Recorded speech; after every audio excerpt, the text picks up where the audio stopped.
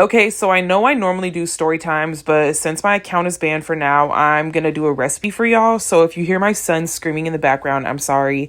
And if I repeat myself a few times, I'm sorry as well, because these recipes I literally make up as I go. So yeah, these are baked ribs. What I'm doing right here is I'm taking the membrane off the back of the rib, which I suggest you do every time. If not, they'll like stick together.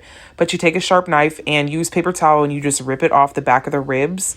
Sometimes they'll come off easy, sometimes they won't. So what I like to do is mix the seasonings all together. Some people put the mustard on and then the dry rub seasoning, but honestly, I mix it all together because it's all gonna sit on the ribs for an hour or two. Also, I know this looks like a shit ton of seasoning, but I did 3 racks of ribs when I made this, so that's why it looks like so much.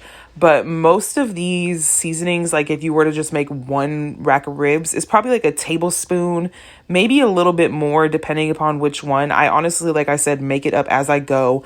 I just eyeball it because I've been cooking for a while now. But yeah, so I mix it all together and it's going to be like a paste mixture. That's the honey. I forgot to add it.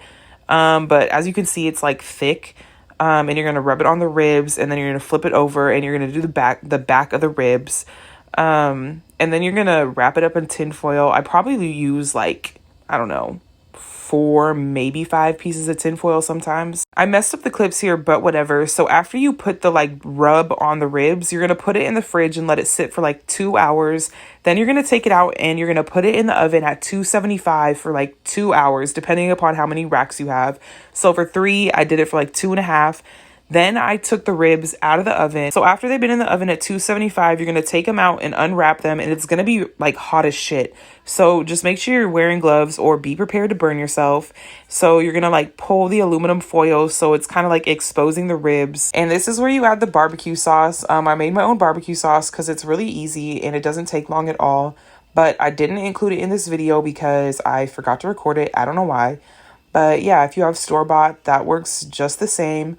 But you're going to put it all over the ribs and then you're going to put it back in the oven at 350 for like another hour. And then once they're done, take them out of the oven and let them sit for probably like 10 to 15 minutes just because they're going to be like really fucking hot.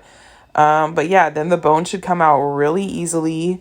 And a lot of people ask, like, are baked ribs dry? And honestly, no. The moisture is kept in from the aluminum foil. That's why I use like 5 pieces to keep it all in. But yeah, then you have some delicious baked ribs, probably from start to finish, from like marinating to cook time. In total, it's probably about 6, sometimes 7 hours. So it is like a lengthy process, but they come out so good. And I definitely suggest making your own barbecue sauce. And I can do a video on that too if y'all want.